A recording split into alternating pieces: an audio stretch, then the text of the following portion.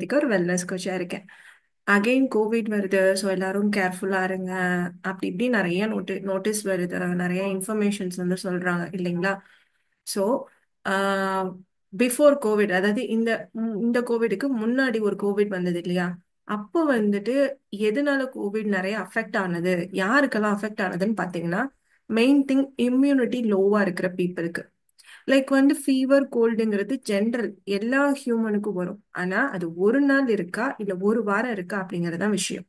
ஒரு நாள் தான் இருக்குன்னா பிரச்சனை இல்லை, உங்களோட பாடியில இம்யூனிட்டி லெவல் நல்லா இருக்கு, அது உங்களை சப்போர்ட் பண்ணுது.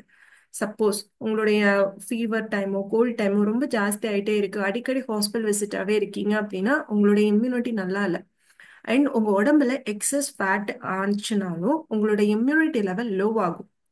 அண்ட் மெயினாக பார்த்தீங்கன்னா அண்டர் வெயிட்ல இருக்கிறவங்களுக்கும் இம்யூனிட்டி லோவாக இருக்கும். ஸோ ஹெல்த்தி வேல வெயிட் லாஸ் பண்ணி இம்யூனிட்டி இன்க்ரீஸ் பண்ணலாம், ஹெல்த்தி வேல வெயிட் கெயின் பண்ணி இம்யூனிட்டி இன்க்ரீஸ் பண்ணலாம். அதுக்கு நாங்கள் ஹெல்ப் பண்ணி சப்போர்ட் பண்ணிட்டு இருக்கோம். என்ன மாதிரியா நீங்கள் சாப்பிடணும், எப்படி இருக்கணும், இந்த சுச்சுவேஷன் எப்படி அகாமடேட் பண்ணிக்கணும், எல்லாத்தையும் வந்து ஸ்டெப் பை ஸ்டெப் எஜுகேட் பண்ணி பீப்புளுக்கு நாங்கள் கைட் பண்ணிட்டு இருக்கோம். ஸோ நீங்கள் இன்ட்ரெஸ்டடாக இருந்தீங்கன்னா இந்த நம்பருக்கு காண்டாக்ட் பண்ணுங்க. Very all the best.